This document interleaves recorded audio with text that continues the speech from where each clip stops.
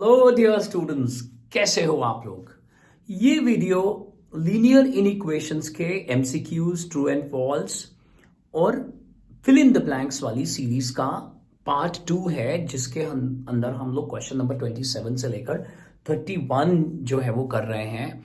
और अगर आप सीनियर स्टूडेंट हैं, क्लास 12th के हैं, तो भी मैं आपको एडवाइस करूंगा कि आप ये ज़रूर देखो। और हाँ, क्लास 11th के बच्चों, आप इन क्वेश्चंस को, इन सारे वीडियोस पे जो नोट्स बना के आगे बढ़ते हो और हमसे शेयर करते हो चीज़ों को, तो बहुत अच्छा लगता है। और इसी मोटिवेशन से हम आगे और सारे वीडियोस बनाते रहते हैं। अभी तक आपने चैनल को सब्सक्राइब नहीं करा या फिर टेलीग्राम ग्रुप्स ज्वाइन नहीं करे, तो हर वीडियो के डिस्क्रिप्शन बॉक्स के अंदर टेलीग्राम ग्रुप्स हैं। तो जो आपकी रिस्पेक्टिव क्लास है, जैसे यहाँ क्लास 11th है तो क्लास 11 ज्वाइन कर लीजिए। और आओ बच्चों, टाइम न वेस्ट करते हुए अब हम पार्ट 2 की तरफ बढ़ते हैं। पार्ट 1 में हमने क्वेश्चन नंबर 26 तक कर लिया है। आओ बच्चों, 27 से लेके 30 तक ये जो क्वेश्चंस हैं सबसे पहले, फिर हम आगे भी करेंगे। इसी पार्ट के अंदर हम फिल इन द ब्लैंक्स और ट्रू फॉल्स क्वेश्चंस को भी करने वाले हैं।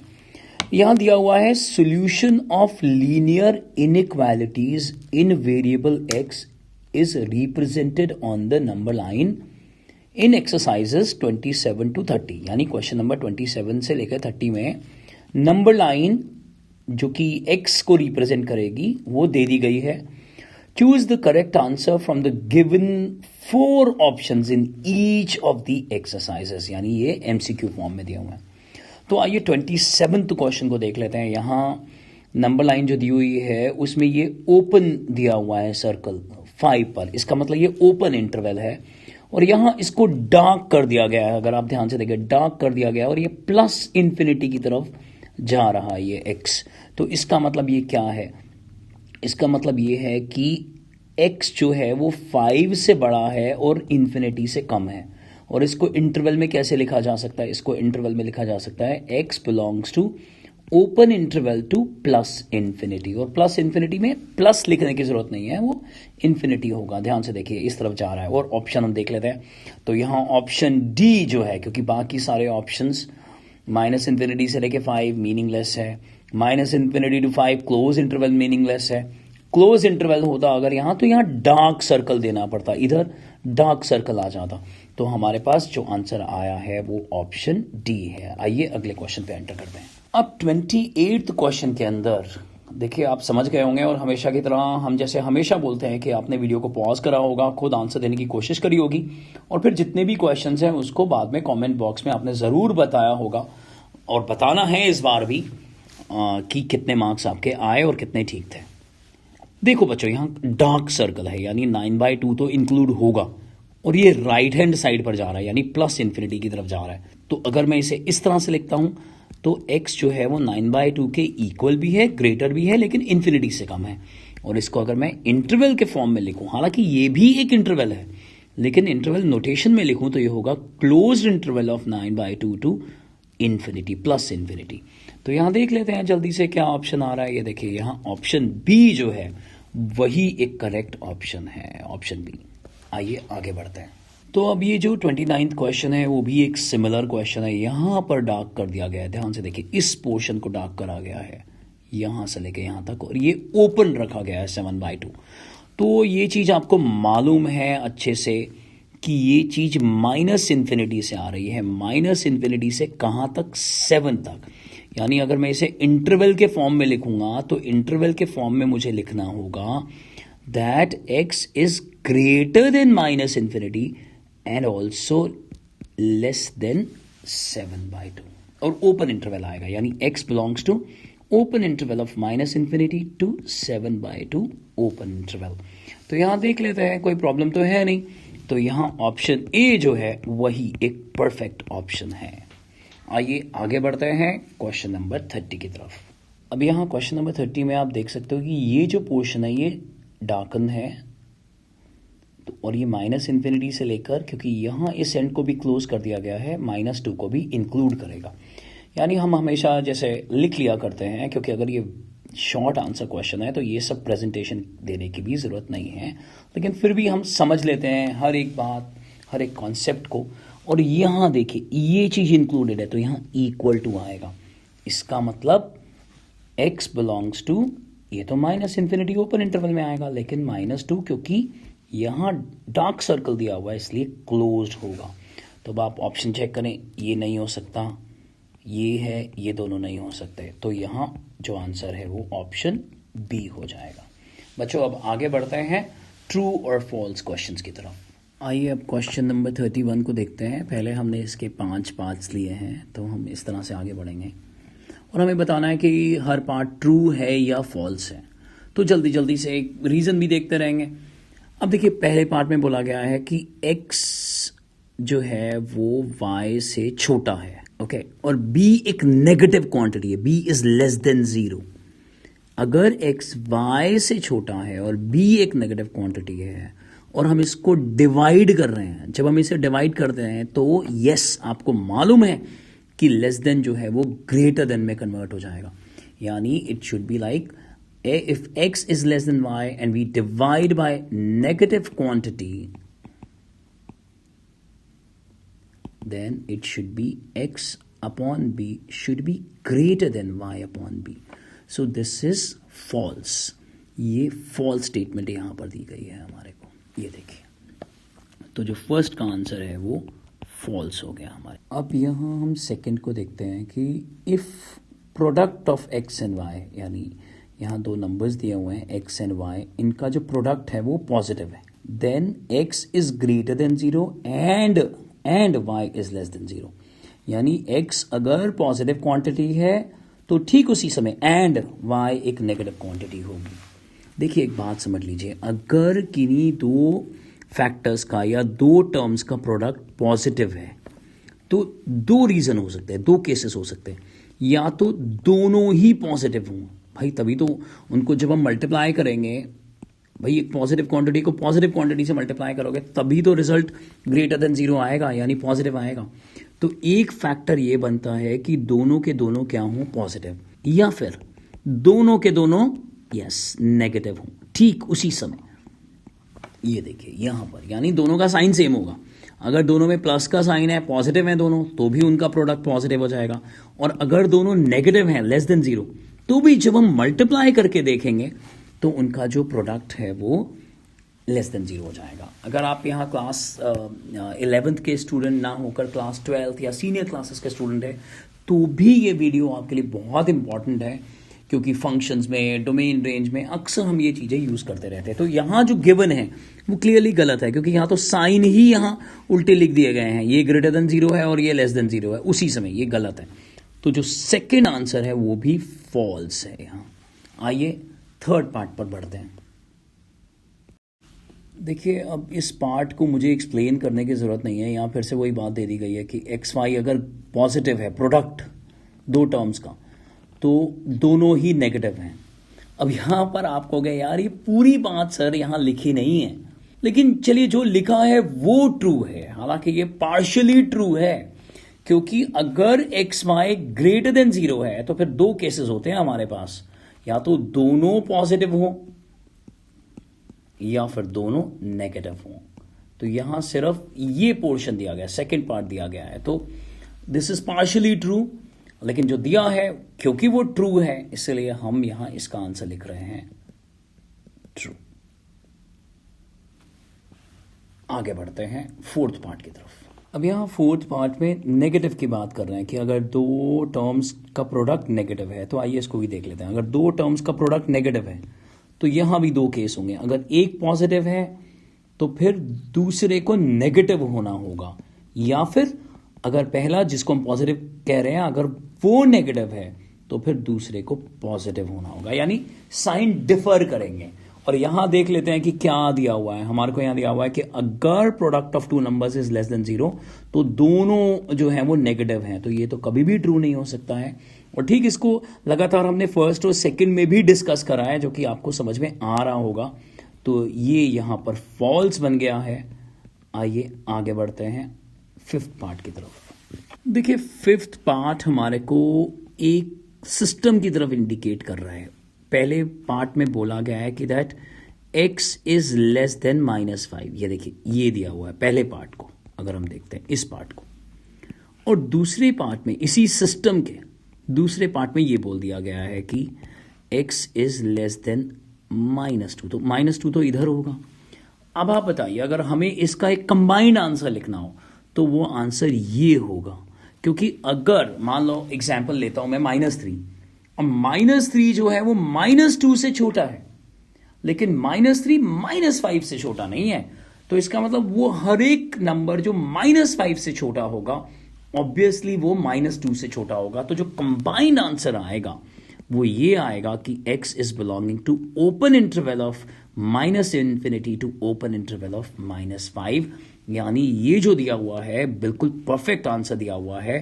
तो यहां ये ट्रू होने वाला है, ये फिफ्थ पार्ट ट्रू हो जाएगा। आइए आगे बढ़ते हैं, ये अगले 4 पार्ट देख लेते हैं। अभी और भी पार्ट्स हैं बट आपको बहुत इंटरेस्टिंग लग रहा होगा। देखिए यहां पर भी हमें एक सिस्टम दिया हुआ है, x is less then -5 and x is greater then 2। तो आइए इसको जल्दी से नंबर लाइन से समझ लेते हैं कि एक पार्ट दिया गया है x इज लेस देन -5, ये भी ओपन इंटरवल है। ध्यान से देखिए, हम कहीं भी लगा सकते हैं -5, इट्स बेटर, क्योंकि नंबर लाइन जिस तरह से रिप्रेजेंट करते हैं हमने नीचे लिख दिया, ये पहला पार्ट है। और दूसरा दिया गया है कि x इज ग्रेटर देन 2, ये देखिए। तो आप समझ पा रहे हो कि क्या कुछ कॉमनैलिटी आ पाएगी, क्या कुछ कॉमन सोल्यूशन होगा? जी नहीं, इन दोनों में जो कॉमन पार्ट होगा वो नल सेट होगा, यानी ये जो दिया हुआ है वो टोटली फॉल्स है। So this sixth part is false, answer null set होना चाहिए। आइए आगे बढ़ते हैं। अब यहाँ जो 7th पार्ट दिया है इसको भी, ये भी एक सिस्टम है, तो आइए जल्दी से इसे नंबर लाइन से कन्वर्ट करते हैं। x is greater then -2, open interval है, आपको मालूम है ये आंसर होगा, प्लस इन्फिनिटी की तरफ लेकर जाएगा आपको, सिर्फ इन्फिनिटी भी लिख सकते हैं, ऐसा मैंने पहले बोला है। और दूसरा पार्ट होगा x इज लेस देन 9, तो 9 यहाँ होगा कहीं, ये देखिए ऐसा, यहाँ -∞ से 9 की तरफ हम आ रहे हैं। तो ध्यान से देखिए, कॉमन पार्ट तो मिल गया, इतना है यहाँ से यहाँ, यानी x बिलोंग्स टू, दोनों ओपन इंटरवल होंगे, माइनस यानी दोनों एंड्स ओपन होंगे, ये मेरे कहने का मतलब है, ओपन इंटरवल ऑफ -2 to 9। बिल्कुल ट्रू, बिल्कुल ठीक दिया है, तो ये आंसर आ गया है ट्रू। चलिए आगे बढ़ते हैं। देखिए अब अगले दोनों पार्ट जो हैं वो मॉड से रिलेटेड हैं, और पहले पार्ट में हमने उसको अच्छे से एक्सप्लेन करा है। आपको मालूम है कि अगर mod x greater than a होता है तो इसका मतलब होता है इफ एंड ओनली इफ, इस सिंबल का मतलब इफ एंड ओनली इफ। इसको भी कई बार IFF ऐसे करके भी लिख देते हैं बच्चों। तो यहाँ अगर mod x greater than a होता है तो हमारा आंसर होता है that x belongs to -∞ to -a union a to infinity, open interval सभी। अब यहाँ ध्यान से देखो, यहाँ तो सब कुछ ठीक चल रहा है, -∞ टू -5 बिल्कुल ठीक है जी, बट यहाँ क्लोज इंटरवल क्यों दे दिया? क्लोज इंटरवल की वजह से ये क्या हो गया? फॉल्स। अगर ये ओपन इंटरवल दिया होता तो ये बिल्कुल ट्रू हो जाता, बट फिलहाल ये आंसर फॉल्स है। आइए अगले पार्ट की तरफ बढ़ते हैं, और अगला पार्ट अगर मैं आपको कहूं कि यार ये भी मेरे कहने से पहले ही आप कहोगे सर ये तो हमने पहले पार्ट में सीखा है अच्छे से, तो जहां भी mod x less than equal to a होता है, सो दिस सिंप्लाइज, और वो किसके इक्वल होता है? Closed interval of -a to a।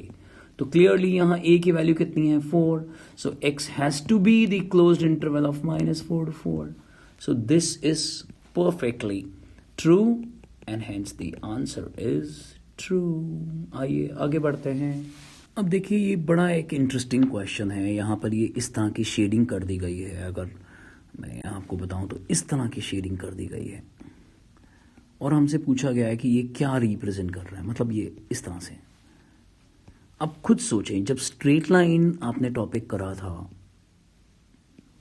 तो ये किसकी इक्वेशन है? This is the equation of the line parallel to y axis. तो clearly x is equal to 3 is a line parallel to the y axis, और ये जो shading हो रही है ये क्या इंडिकेट कर रही है? ये इंडिकेट कर रही है लेस देन 3, बट क्योंकि यहां डॉटेड लाइन नहीं है इसलिए ये होना चाहिए था x is less than equal to 3, ये इस तरह से होना चाहिए था, that is x belongs to -∞ to 3 closed.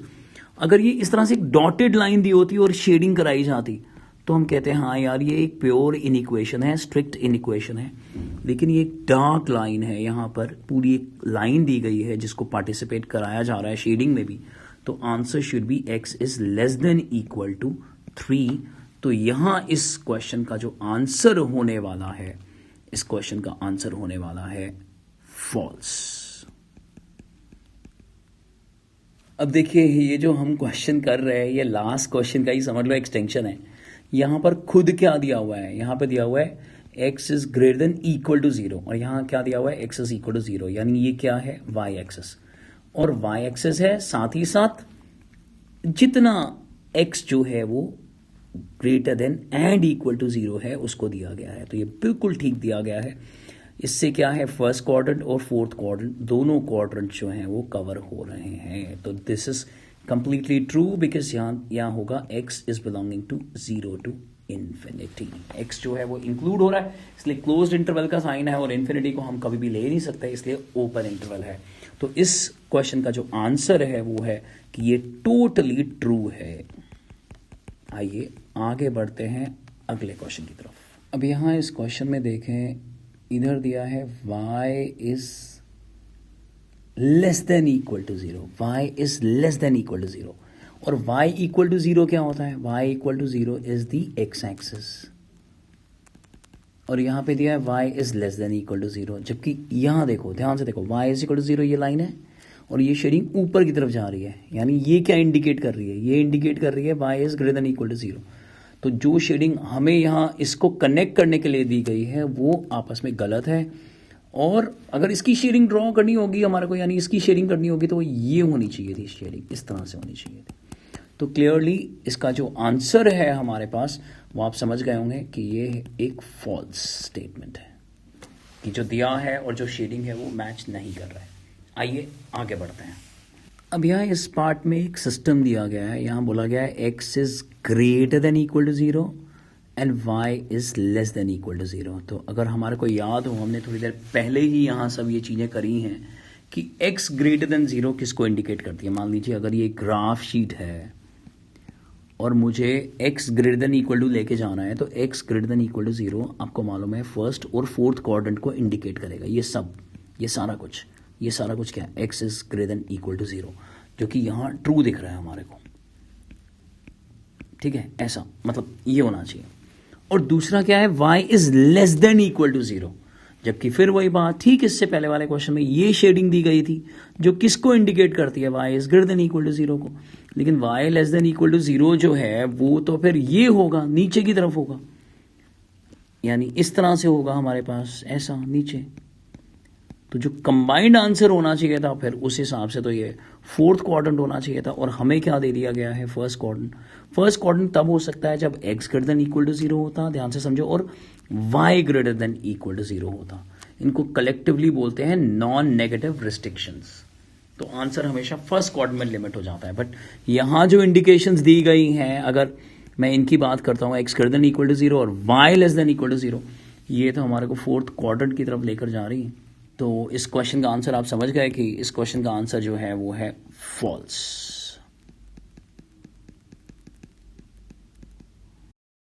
आइए अब 14th पार्ट को देखते हैं और ये क्या कह रहा है कि यहाँ जो शेडिंग दी हुई है क्या वो इस सिस्टम को रिप्रेजेंट करती है, और यहाँ क्या है x is greater than equal to 0, यानी हम समझ गए कि ये x एक्सिस है और हमारे को फर्स्ट और फोर्थ क्वाड्रेंट की तरफ ले जा रही है। और यहाँ दिया हुआ है y equals 1 is a line parallel to the x axis, और यहाँ बोला जा रहा है कि ये लाइन है, देख लीजिए x एक्सिस के पैरेलल, और यहाँ बोला जा रहा है कि y is less than equal to 1, यानी ये शेडिंग नीचे होनी चाहिए थी। तो आप खुद सोचिए जो एरिया हमारे पास आना चाहिए था शेडिंग का, कॉमन शेडिंग का, वो ये होना चाहिए था, इस सिस्टम के हिसाब से ये होना चाहिए था, और हमें ये दे दिया गया है। और ये किसको रिप्रेजेंट कर रहा है, इसको तो रिप्रेजेंट कर रहा है, लेकिन ये रिप्रेजेंट कर रहा है साथ साथ y is greater than equal to 1 को।